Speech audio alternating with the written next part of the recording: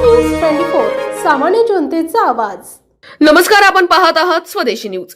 जिंतूर नगर परिषद निवडणुकीत भारतीय जनता पक्षाने एकतर्फी वर्चस्व सिद्ध करत राजकीय समीकरणे बदलून टाकली आहेत। याच निकालात प्रभाग क्रमांक 12 मधून पठाण मेहमुन्निसा फैयाज खान यांनी सलग 5व्यांदा विजय मिळवत इतिहास रचलाय।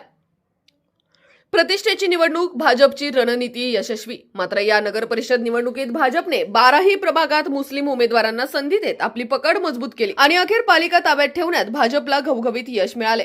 प्रभाग 12 5व्यांदा विश्वासाची मोहोर।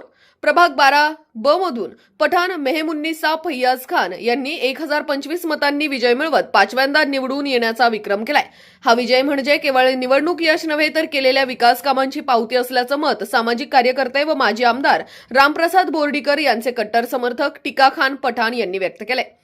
टिका खान पठाण यांनी सांगितले की प्रभागातील दांडगा, जनसंपर्क, तहसील, पंचायत समिती, नगरपालिका, पोलीस स्टेशन, ग्रामीण रुग्णालय येथे नागरिकांच्या कामासाठी तत्पर उपस्थिती। तब्बल 5,78,00,000 रुपयांचा विकास निधी आणला। त्यापैकी 2.5 कोटींची विकास कामे थेट प्रभागात, उर्वरित निधीतून शहरातील विविध भागात सिमेंट, रस्ते, नाल्या, पथदिवे, नागरी सुविधा। यामुळे मतदारांनी पुन्हा एकदा त्यांच्यावर विश्वास दाखवला। मोहसिन खान पठाण हे सातत्याने प्रभागातील नागरिकांच्या समस्या सोडवण्यासाठी पुढाकार घेत लोकांशी थेट संपर्क ठेवत असतात। याचा मोठा फायदा या निवडणुकीत झाल्याचं बोललं जात आहे। या दणदणीत विजयानंतर शहरवासियांकडून पठाण मेहमुन्निसा फैयाज खान यांना उपाध्यक्ष पद देण्यात यावे अशी जोरदार मागणी पुढे येते।